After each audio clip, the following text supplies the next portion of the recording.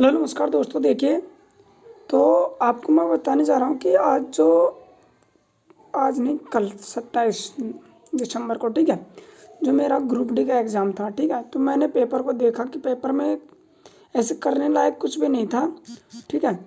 लेकिन जो करंट थी, ठीक है, वो करंट में थोड़ा बच्चा फंस रहा है, ठीक है।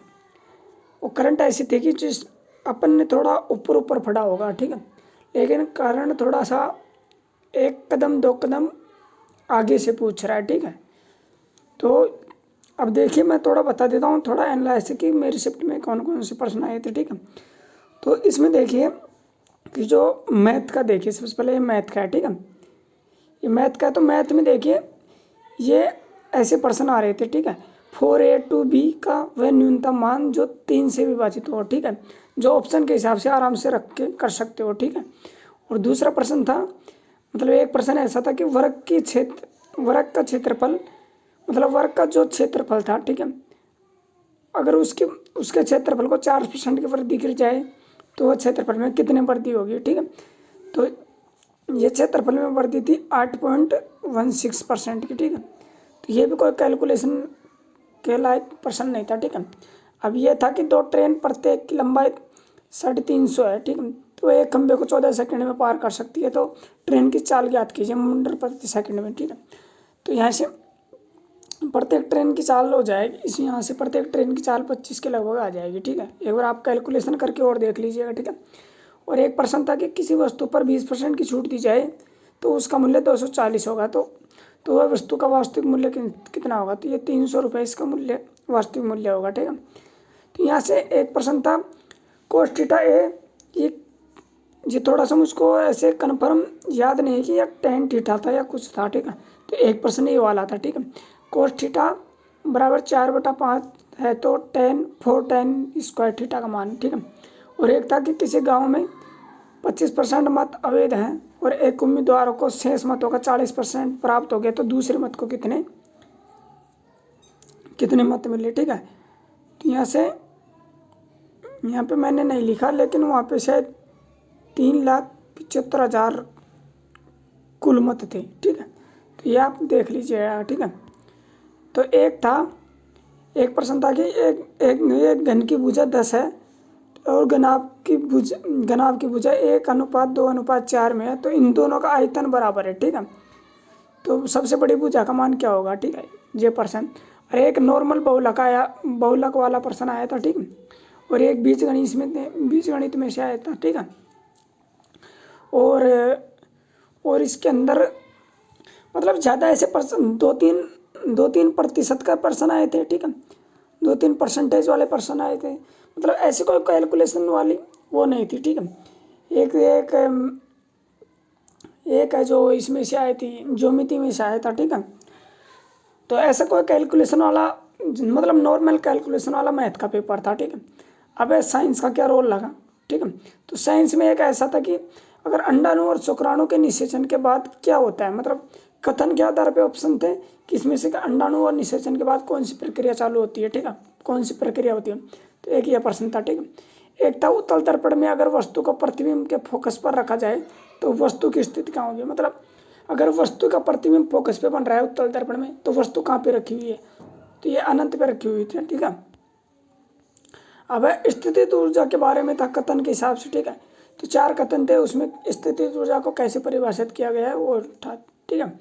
अब एक था 10 ओम के प्रतिरोध के लिए 20 वोल्ट और 30 वोल्ट के संयुक्त मानों के लिए धारा का मान क्या होगा, ठीक है। तो एक था विद्युत इलेक्ट्रॉन के बारे में सत्य कथन, ठीक है। यह भी मतलब प्रश्न बनाने वाले ने बोर्ड ने ऐसे प्रश्न बनाया है कि कथन के आधार पर कि सारे कथन ही तो अच्छे लगे अपन को, ठीक है भाई, सारे कथन ही सही है, ठीक है, और सारे कथन ही गलत है, कुछ ऐसा पैटर्न बनाया पेपर का, ठीक है।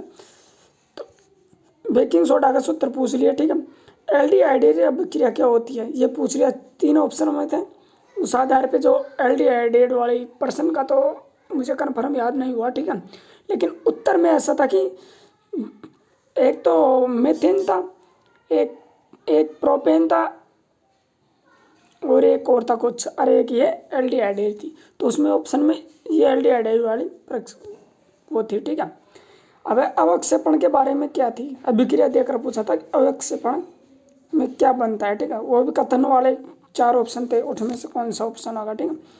अब एक था, एक मनुष्य जो वर्ताकार पथ में समान वेग से एक समान समय के में चलता है तो ये क्या होगा। सब कथन के आधार पे ऑब्जेक्ट वैसे होते, ठीक है। और था रीजनिंग का तो ऐसा था कि मतलब 1-2 सेकंड के सवाल थे, ठीक है। 3 से 4 क्वेश्चन है जो गणितीय संक्रिया में से आए थे, ठीक है। 2 से 4 है जो सेटिंग अरेंजमेंट में से आए थे, ठीक है। और 2 से 3 है जो कथन निष्कर्ष में से आए थे। 2 से 3 डायरेक्शन में से आए थे, ठीक है। अल्फ़ाबेट में से 4 से 5 थे, ठीक है। स्वर और व्यंजन वाले थे, ठीक है, 2 से 3, ठीक है।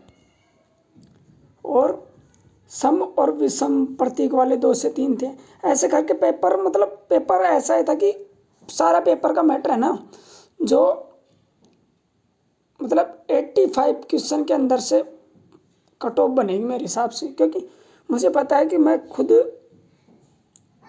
इतना सब कुछ जानता हूँ, ठीक है, करंट वगैरह वगैरह।